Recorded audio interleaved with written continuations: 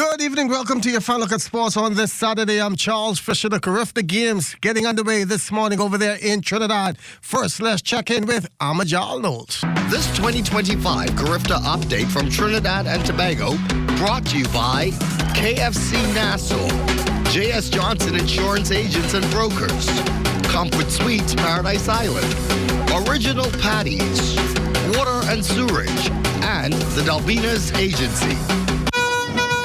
Well, Fisher, the action at the Hasely Crawford Stadium almost as hot as the sun here in Port of Spain, Trinidad. Day one of the CARIFTA, the morning session of day one of CARIFTA Track and Field Championships officially in the books, and Team Bahamas adding to its medal count early, thanks in large part to some of our world-class throwers in the boys under 17 Javelin. In his CARIFTA debut at just 14 years old, Akil Williams would take gold with a toss of 57.51 meters. His compatriot, Wyatt Cartwright, taking the silver with a toss of 55.61. Well, I'm very proud of him. I'm very proud of myself. We did good. I feel good. I wanted to do better. I didn't hit my goal, but I just thank God. Well, I know the Bahamas very happy for us too that we brought 1-2 and brought gold and silver. I don't think my performance was pretty good, but I did my best. You know, I hope my country is proud. I hope I made my parents proud. And I just try to continue to be great. Girls under 20 Javelin, as if there was ever any doubt. The Bahamas boasting 2 CARIFTA gold medalists and record holders heading into the competition. The duo of Tasia Stubbs and Diore Scott living up to expectations. The 2-4-2, 1 and 2 again. Tasia taking gold with a heave of 50.03 meters. Scott with the silver with a toss of 45.61. This season has not been the best as compared to last year, so I'm just super proud of me for coming out here and being able to just get the goal again. It feels amazing just to be here and even to make it on the podium. You know, once again, it wasn't the best season, it wasn't the best start, but to be out here and get on that podium, it's just awesome. On the boys' side, in the under 17 division, Egan Neely would win his heat in 49.12. Under 20, Zion Miller would take that one with a very fast time of 46.64. I got in the finals. Only a little because I had to rush into the blocks because came and then no third call, so I came in very, very, very late. So I had to basically jog straight to my thing, and then I had to do a 400. That made me really tired. To the short sprints, a few Bahamians looking strong there as well. Girls under 17, 100-meter dash. Breon Ward powering to the final, winning her heat in 11.75. While the girls under 20, Shadalia Dorset, the third fastest overall qualifier, in 11.50.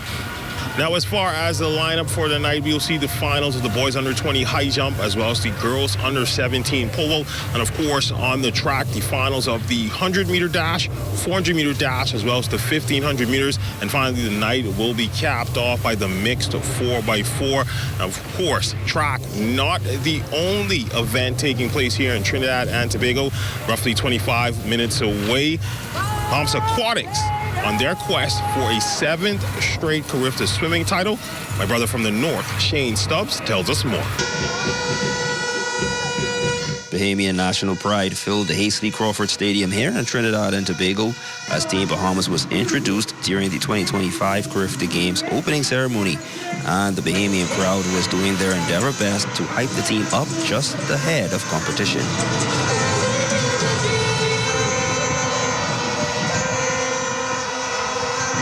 The Aquatics team was dressed to the nines as they made their way through the stadium with the athletic squad, as both competitions for the first time are being held simultaneously in one country. All the teams, though, were treated to a vibrant cultural expression during the opening ceremony that was filled with tons of entertainment and remarks from a bevy of officials, including the Prime Minister of the Republic of Trinidad and Tobago, Stuart Young, as the games were officially declared open.